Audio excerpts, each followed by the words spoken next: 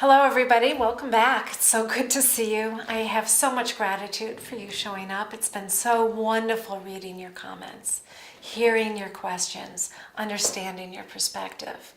And I really want to show up right now and support you in a way that you get something really valuable that changes your life. Because what I have to offer is a paradigm shift, is the new evolution that I think everything is going. In fact, I'm hearing about trauma specialists that are talking about sound healing. Well, sound healing is vibrational healing, and it's really a sister to what I'm talking about today. Everything's moving into a more integrated mind, energy, body approach, a holistic approach that moves out of that solid, stuck Newtonian perspective, where we look at ourselves and the world around us in terms of that quantum reality where we can show up in a certain vibration and change our lives, help our clients change our lives, make things better, not only for you and your family and your clients and those around you, but I really think it's about helping the world improve as well. And as you learn to transform the pain and difficulty in your life to a sense of wisdom and empowerment, you don't have to suffer. I guess that's why I'm here. I really want you and your clients to understand that the hard challenges you're facing happen for you, not to you. And there's a way that you can connect to the painful moments, the difficult emotions, the negative saboteur and habituated patterns in a way that it shifts and transforms. I think some of you might wonder, why and how did I discover that process work is an old, out-schooled modality and transformation work is new? A lot of what I discovered, I was out on my own. I was tracking the field, adjusting how I work with myself, with clients. I used to go to energy healers and I felt kind of re-traumatized by them because they didn't know enough about the brain and trauma work. And then I went to licensed professional counselors and I got re-traumatized by them because they couldn't track the energy work. I have so many clients that are meditation students who have been re-traumatized by their meditation practices. And so over 2 decades of experience, I learned that processing emotions can actually create more pain, more negative brain rewiring, more neurological negative habituation. And I learned by tracking the field, tracking mind, energy, and body systems all together, that transformation work provides better results. And then I read this book. It's called Trauma in the Body. And in the book, they talk about something called the window of tolerance. And I've been noticing that window of tolerance in clients.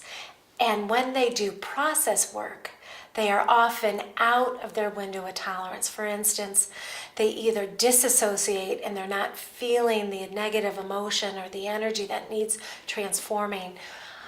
I call it spiritual junk food or spiritual bypass. They're denying what is actually happening and what needs to happen. Or on the other side of the same coin, they're merging and becoming overwhelmed by the emotion that they're feeling.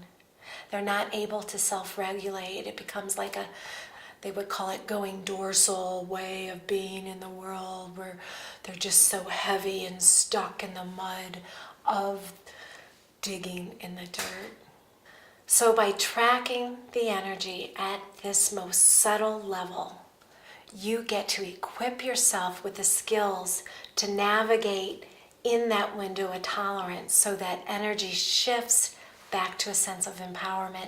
So the brain-body system, that biological consciousness container, which we'll talk more about in the next video, transforms to higher awareness. But learning to track the sensitive energies in the mind, energy, and body systems takes some time to learn, but it is simple, not easy. The hardest thing I have in teaching this skill is getting people to believe that actually we're already tracking the energy. We're already interacting on those subtle energy levels. All I'm doing is asking you to become aware of it. So that myth that, oh, it's too hard to sense subtle energy levels, that they're not really tangible, I want to debunk that myth. You're able to track energy. You're already doing it. Energy is happening between you and your clients, between you and your friends, between you and your children, and you and your partners. So you might as well figure out what's really going on so you can be empowered to self-regulate and adjust, let go of that old personal narrative that's holding you back, and awaken to a new paradigm for yourself and those around you. So it's just not true that it's hard to track subtle energy. It is true that it's happening, and I'd love to support you so that it becomes more real and tangible for you, so that you can open to that quantum reality again. So let's go back to the holding two places at once, right?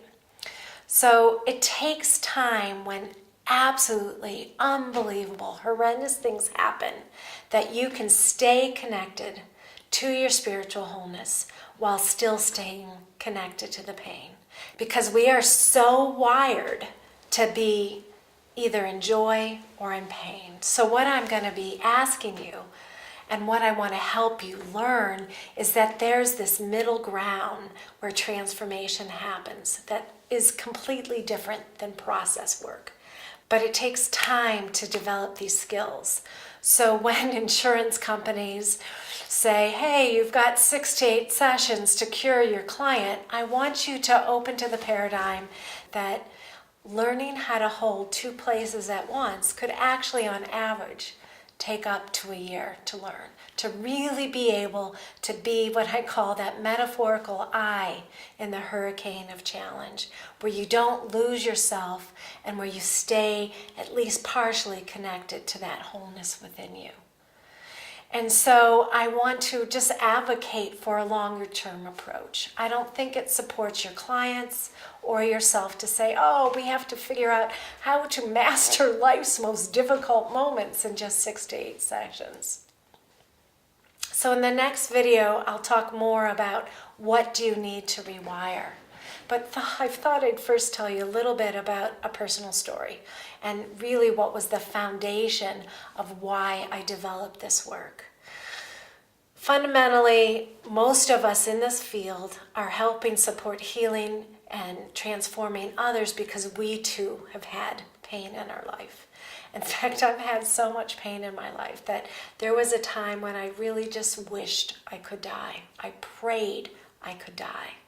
But for some reason, the powers that be did not take me away.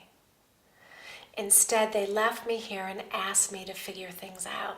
And that's what I've done. And I want to share what I figured out to you. My students call it the secret code. And one of the components of the secret code was developed when I was about 3 years old, and I woke up screaming and crying in the middle of the night. And when I opened my eyes, all I could see again were those particles of energy. And they swirled and they moved, and I said, go over to the corner. No, come here and hug me. And that's when I started getting curious about, is there something more to me and the world around me? And then when I was 10 years old, I fell and I scraped myself really bad, and I was crying, and I couldn't go to my parents because my parents are never helpful.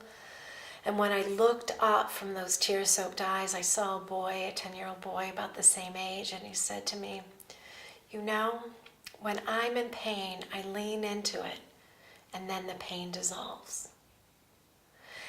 And even though I wasn't skilled enough to lean into the pain and dissolve it as my 10-year-old self, what I'm here offering you, that there is a better way, a more profound way where you can connect to the painful emotions and challenges in your life, that it does transform like those particles of energy.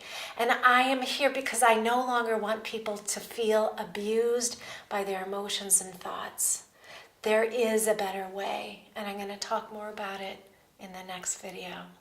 Again, please leave a comment. I really want to hear what you're thinking, and I will comment back.